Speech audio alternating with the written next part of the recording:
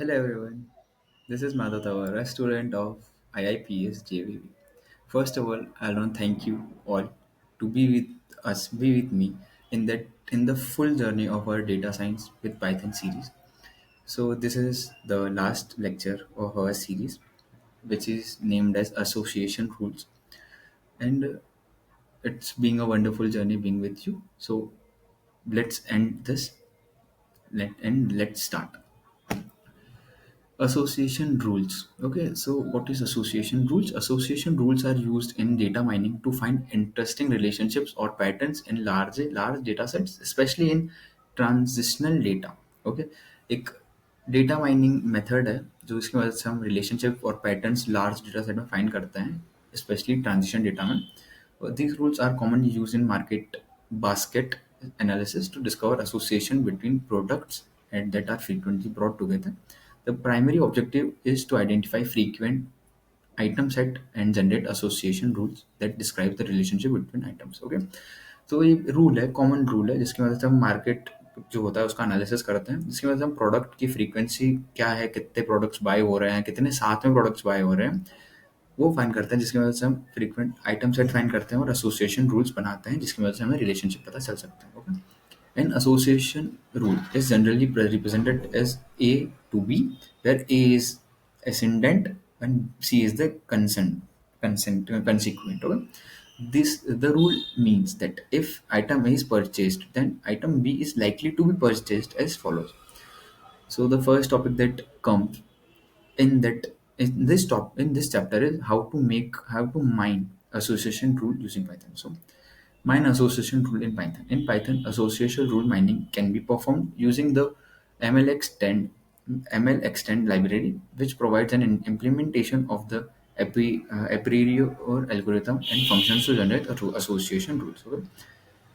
So first we'll import pandas, ML extend frequent patterns import करेंगे, ये सारी चीज़ें इंपोर्ट करेंगे. देन हम एक डेटा सेट बनाएंगे जिसमें हमारे पास होगा कुछ आइटम्स होंगे, ट्रांजिशंस आइटम्स होंगे, जैसे मिल्क हो गया, बटर हो गया, चीज़ हो गया, ब्रेड होगा, और उनके सामने उनका एक लिस्ट बनी होगी और वो शो रहेगी, वन से शो करेगी कि वो इस टाइम बाय हुआ है और जीरो से शो करेगी इस टाइम वो बाय नहीं हुआ है. ओके, उस डेटा को हम डेटा फ्रेम में कन्वर्ट करेंगे. देन क्या करेंगे, हम जो हमारी पर्टिकुलर एल्गोरिथम है इस आइटम सेट पे अप्लाई करेंगे.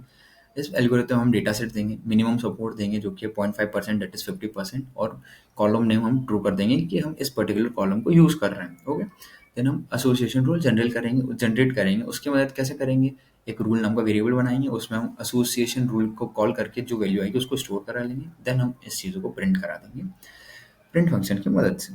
हो गया. देन सेकेंड टॉपिक हमारा इस चीज़ में आता है, वो आता है how to apply the confidence difference critical using Python.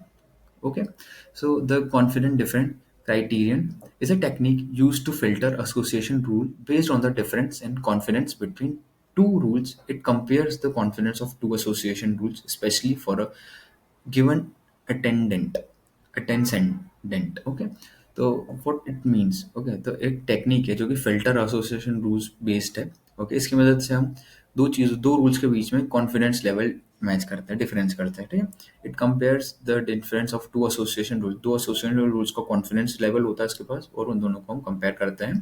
ठीक है, अब इसका स्टेप बाय स्टेप एक प्रोसेस होता है. वो प्रोसेस क्या होता है, फर्स्ट स्टेप आता है उसमें generate association rule using a particular algorithm. ठीक है, सेकेंड स्टेप आता है apply the confidence difference criterion. ठीक है, अब इसके लिए हम क्या कर सकते हैं, calculate the different confidence for all rules and apply a threshold to filter the rules based on the difference in the confidence between the consequents. Okay, इसके लिए हम इम्पोर्टेड लाइब्रेरी इंपोर्ट करेंगे, डेटा सेट को बनाएंगे, data set बनाएंगे, हमारा data frame बनाएंगे, उस डेटा सेट को डेटा फ्रेम में कन्वर्ट करेंगे, एल्गोरिथम अप्लाई करेंगे, जनरल अपना हमारा जनरेट करेंगे एसोसिएशन रूल, और देन उसको कॉन्फिडेंस लेवल डिफरेंस को फाइंड करके उसको प्रिंट करा देंगे. This is our basic of our algorithm for that particular thing. Okay, the third thing that arises is how to apply confidence quotient criterion using Python. Okay, so what is CQC, confident quotient criterion? Okay, is a measure used to evaluate the strength of an association rule by comparing the ratio of confidence of the rule to the base line confidence. Okay, एक method है जिसकी वजह से हम strength को analyse करते हैं, उस कॉन्फिडेंस रूल की कैसे करते हैं, हम कंपेयर करते हैं, रेशियो कंपेयर करते हैं confidence of the rule to the base line confidence और उस रूल का कॉन्फिडेंस को कंपेयर करते हैं, जिसकी मदद से हमें इस चीज़ का एक आइडिया लग जाता है। ओके, तो what is coefficient? Confidence coefficient is calculated as C Q, उसका एक पर्टिकुलर फॉर्मूला होता है जिसे आप देख सकते हैं। ओके, देन इसका एल्गोरिथम क्या आती है, वो सेम चीज़ें, लाइब्रेरीज इंपोर्ट करेंगे, data set, sample data set बनाएंगे, उसको हम डेटा फ्रेम में कन्वर्ट करेंगे, फिर हमारे एल्गोरिथम अप्लाई करेंगे, देन जनरल एसोसिएशन रूल बनाएंगे, देन हम सीजीसी फाइंड करेंगे हमारा। Okay, this is the basic terms, हम ये चीज़ें फाइंड करेंगे। Okay, so this is all about our today's video. Thank you for being with us till now. This is our last video, and thank you for being with me till last. Thank you so much.